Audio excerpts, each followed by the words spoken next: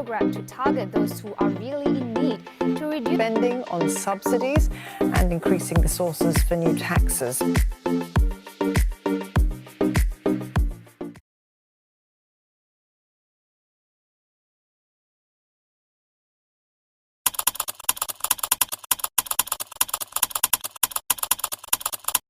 What is a subsidy is? A subsidy is a form of financial assistance that is typically given by the government or an organization to support or advance a specific industry, sector of the economy, or the set of people. Subsidies are frequently given to promote the production or consumption of a particular good or service, advance economic growth, or accomplish social goals. There are many other ways to provide financial help, including direct cash contribution, tax breaks, lowered loan interest rates, and other arrangements. In order to accomplish more general economic or social objectives, subsidies are intended to reduce financial burdens, provide a competitive advantage, or correct market imperfections.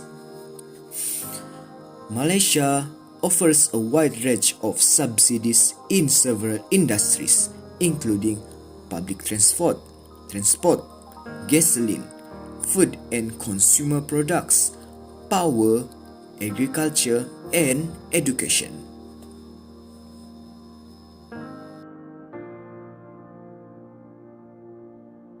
Importance of subsidy. Subsidies play a significant role in Malaysia's economy. It contributes to various sectors and serves important purposes. One of the importance in subsidies could lie in agricultural subsidies. Malaysia provides agricultural subsidies to support farmers, enhance fund security, and stabilize food prices. These subsidies help ensure a steady supply of essential food items and contribute to rural development. For example, subsidies for fertilizers, seeds, and irrigation systems. Secondly, fuel subsidies. It's implemented to maintain affordable transportation costs, prevent inflation, and alleviate the financial burden on consumers. In Malaysia, it is implemented to keep petrol and diesel prices below market rates. Other than that, subsidies for public transportations aim to make commuting more affordable, reduce traffic congestion, and promote sustainable urban development. For example, subsidies for public buses and commuter trains in major cities like Kuala Lumpur helps the people to afford ticket prices for general population. Next is education subsidies, where the education sector promotes equal access to quality education, reduce financial burden, and supports the development of human capital. Malaysia offers scholarships, grants, and low-interest loans to students that are pursuing their studies in higher levels. And finally, subsidies in healthcare aims to make medical services and essential medications more affordable to all segments of population. Malaysia provides such subsidies to help the improvement of the public's health and well-being. To close this subtopic, we need to understand it is important to note that subsidies have positive impacts to the country. Striking the right balance and ensuring targeted and well-designed subsidy programs are crucial for their effectiveness in promoting economic stability and social welfare in Malaysia. Next is challenges of rationalizing subsidy. Implement stages subsidy are not an easy task. A lot of challenges will be facing during the implementation and even in the future. The economic shock towards inflation and price of goods, tackle corruption, ensuring fair and transparent markets, potential backlash from the public, also political factors and vested interests, one of the challenges that our country might facing now or later. First challenges is to avoid from economic shock towards inflation and price of goods. Well, implementation of stages subsidy need to be proper planning and strategically, which to avoid from economic shock towards inflation and price of goods. For instance, last year, the restriction on chicken export and the reduction of subsidies caused many breeders to leave due to rising feedstock prices. This closure influenced supply consideration to keep running the business and resulting in price rises because lack of competitive in the market since only a few breeders continue to supply the chicken. On the other hand, the recent Malaysian inflation showed a lower than the other years, it giving a chance for the government to rationalize the subsidies, where the easing may allow the government to concentrate on fixing prices distortion in the market, and while that plan for boost the economic growth. However, other economists say it is too soon to draw any conclusion from the last inflation rate, since higher inflation can be happened from cutting a subsidy. Well, according to Malaysian Institute of Economic Research economists, although the rate of inflation reduced from before, but the price level of food and cost eating outside are still high. Thus, to combat this challenge, the government checking consumer and producer subsidies, where government should consider comprehensive subsidy rationalization to avoid from rising inflation and the price goods in the market. Next, to tackle corruption and ensuring fair and transparent markets. Rationalizing the subsidy eventually help in reducing the government expenditure in spending towards the consumer or seller, which believe the reducing amount of money can be rotated in investing to target growth and other well-being initiatives. Well, in order to achieve this matter, every process needs to be clean from corruption tainted, thus fair and transparent market can be built. Well, according to the Corruption Perception Index in 2022, Malaysia's level of corruption falls on 47 points from 53 points in 2019. This drop statistically shows it was heading to the wrong path since low points perceived to be highly corrupted. Moreover, these rationalization subsidies can lead to changing the price system from market-based pricing to price discovery. But to ensure there is no hole for corruption to take place in price discovery, the government have to conduct an investigation into the ecosystem to detect and clear any cartels, stockpiling and price discrimination in the market, and also report it as soon as possible so the error from market-based pricing can be solved and also can prevent from pile up in the future. Rationalizing subsidy in Malaysia poses several challenges that require careful consideration and strategic planning.